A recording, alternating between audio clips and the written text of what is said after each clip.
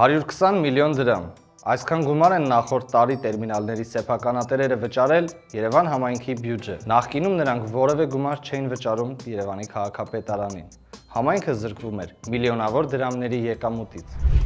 Ամեն ինչ սկսվեց 2022 թվականին։ Հետք այդ ժամանակ պարզեց, որ տերմինալները մայրաքաղաքի հանրային տարածքներում տեղադրվել են առանց թույլտվության։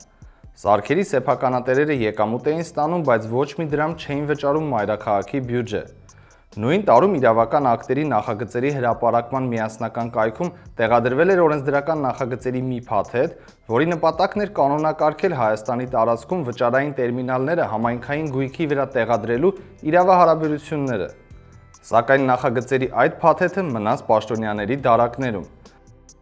2024 և 2025 թվականներին Երևանի ավականին որոշեց լուծել այդ խնդիրը։ 2024 թվականի դեկտեմբերի 24-ին Երևան քաղաքի ավականին ընդունեց հասարակական սննդի և սպասարկման ոլորտում գործունեության կանոնների կիրառման լրացուցիչ պայմանները և լրացուցիչ կանոնները սահմանելու մասին որոշումը։ Ըստ որոշման Երևան համայնքի տարածքում շենք-շինություններից դուրս վճարային տերմինալների և այլ սարքավորումների տեղադրումը պետք է իրականացվի բացառապես համապատասխան թույլտվության դեպքում։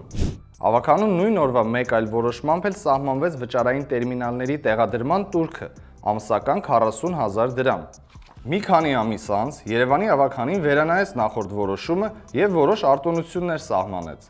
Կենտրոն վարչական շրջանում վարձավճարը մնաց նույնը՝ 40,000 դրամ։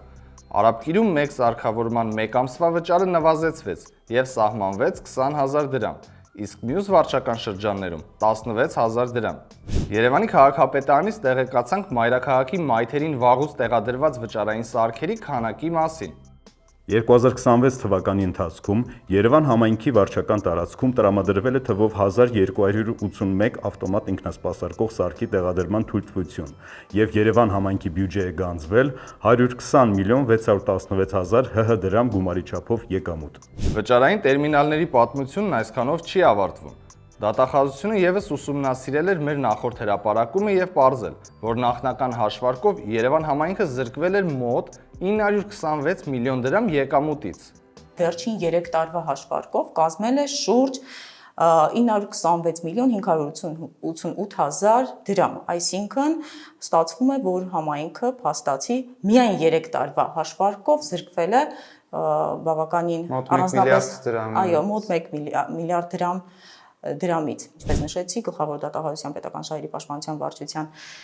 ավագ դատախազի կողմից հանցանքի վերաբերյալ հաղորդում է ներկայացվել քննչական կոմիտե։ Այս պահին հարուցվել է քրեական գործ նախկին քրեական օրենսգրքի 315-րդ հոդվածի 2-րդ մասով, որը համապատասխանում է ներկա գործող քրեական օրենսգրքի 446-րդ հոդվածի 2-րդ մասին։ Դատախազությունից փորձեցինք պարզել, թե որ փուլում է քրեական վարույթը և համայնքին պատճառված մոտ 1 միլիարդ դրամ վնասից որքան գումար է վերականգնվել։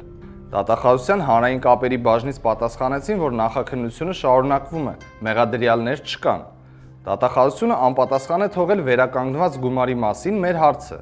Այս պատմությունը մեկն է հետքի այն հրապարակումներից, որը շոշափելի արդյունք է տվել։ Մեր հրապարակումներին ծանոթանալու համար կարող եք բաժանորդագրվել հետքի YouTube-յան ալիքին։ Հետքին ֆինանսապես օժանդակելու համար կարող եք միանալ մեր Patreon-ին, որի հղումը կգտնեք այս տեսանյութի մեկնաբանություններում։